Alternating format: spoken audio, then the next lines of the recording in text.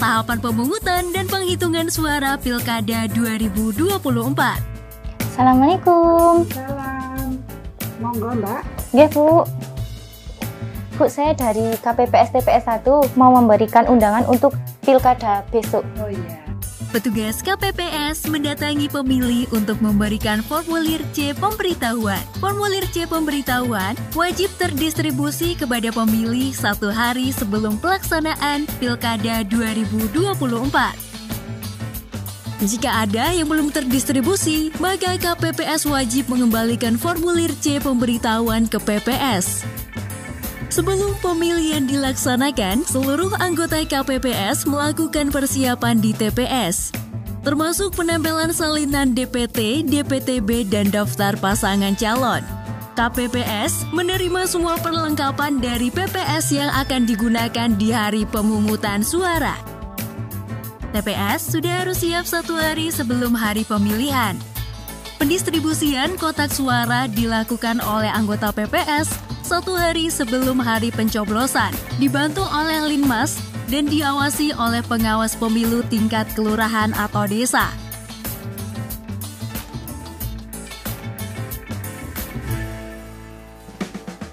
Hari pemungutan suara, pemilih datang ke TPS untuk melakukan pencoblosan surat suara. Saksi dan pengawas datang sebelum dilakukannya sumpah janji. Kemudian, saksi menyerahkan surat mandat kepada Ketua KPPS. Lalu, Ketua KPPS memberikan salinan DPT dan DPTB kepada saksi dan PTPS. Waktu menunjukkan jam 7 pagi.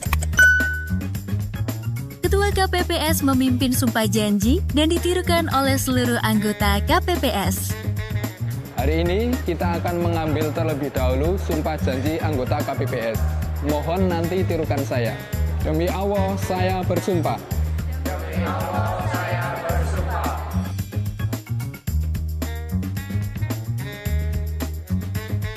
Kemudian, pengosongan dan pemeriksaan kelengkapan kotak suara yang akan digunakan dalam pemungutan suara, serta memastikan kotak suara dalam keadaan kosong dan kembali disegel. Petugas Linmas mempersilahkan pemilih menuju KPPS 4. Sudah bawa surat undangan dan KTP? Sudah, Pak. Silakan. Petugas KPPS 4 memeriksa bahwa surat tersebut asli dan sesuai dengan nama pemilih. Kemudian, memeriksa jari tangan pemilih untuk memastikan tidak ada bekas tinta bahwa pemilih belum memberikan hak suaranya.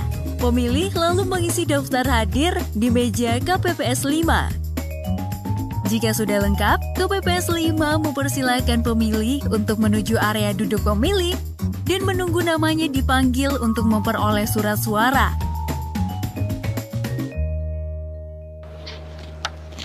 Mbak, saya mau milih di sini sudah bawa surat A pindah memilih.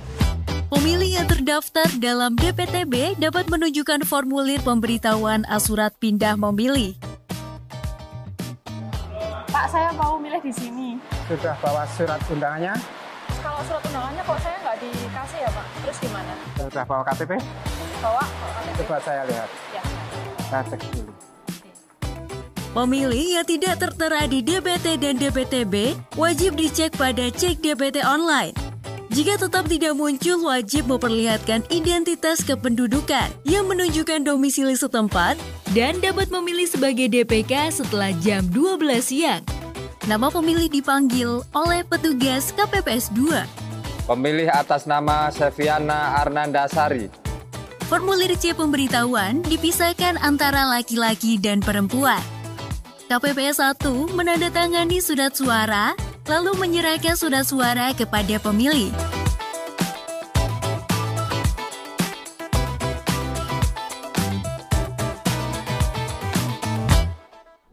Surat suara untuk calon gubernur dan wakil gubernur berwarna merah marun. Surat suara untuk calon bupati dan wakil bupati berwarna biru muda. Coblos pada nomor urut atau pada fotonya atau nama calonnya dengan memakai coblosan yang tersedia di bilik suara. Pemilih lansia atau pemilih berkebutuhan khusus akan didahulukan dan bisa didampingi oleh anggota keluarga atau dibantu oleh petugas KPPS. Pendamping pemilih wajib mengisi form C pendamping dan menjaga kerahasiaan pilihan pemilih. Surat suara saya robek, Pak. Jika kertas suara rusak atau salah mencoblos, pemilih dapat meminta surat suara kepada Ketua KPPS hanya 1 kali.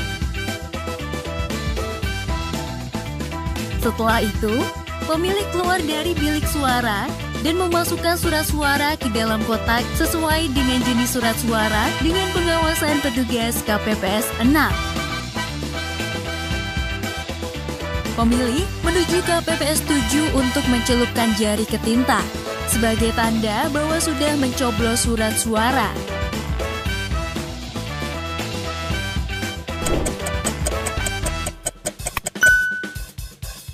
Waktu sudah menunjukkan pukul 1 lebih, pemungutan suara di TPS sudah kami tutup. Dilanjutkan dengan rapat penghitungan suara. Persiapan perhitungan suara dimulai dengan anggota KPPS memasang plano. Anggota KPPS membuka kotak suara dan mengeluarkan surat suara disaksikan oleh semua yang hadir. KPPS 2 membuka surat suara, KPPS 1 membacakan, KPPS 3 dan 4 menulis, KPPS 5 melipat surat suara, serta KPPS 6 dan 7 menyusun, mengelompokkan, dan mengikat surat suara yang sudah diteliti. Paslon 75 sah. Menunjukkan kepada saksi, pengawas TPS, anggota KPPS, dan masyarakat bahwa surat suara sah atau tidak sah. Serta petugas KPPS mencatat hasil perhitungan.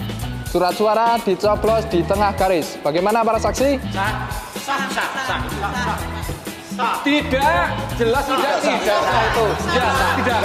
Jelas. Tenang. Silakan duduk para saksi. Duduk para saksi, tenang. Kita musyawarahkan bersama Ketua KPPS, para saksi dan pengawas TPS. Apabila terjadi permasalahan diselesaikan secara musyawarah mufakat dan harus tertulis di C kejadian khusus. Setelah perhitungan selesai, maka KPPS dan saksi diwajibkan menandatangani plano dan anggota KPPS membuat berita acara. Kemudian, hasil perhitungan surat suara yang tertulis di plano didokumentasikan dan diunggah ke dalam aplikasi Sirekap. Petugas KPPS menyalin dan menggandakan berita acara untuk diberikan kepada saksi serta pengawas TPS. Kemudian, menempel C hasil salinan di TPS.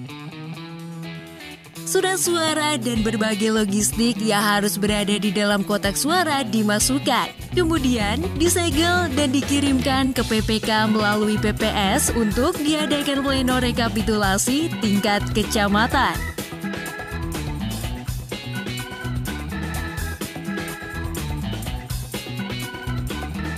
Itulah tahapan pemungutan dan penghitungan suara Pilkada 2024.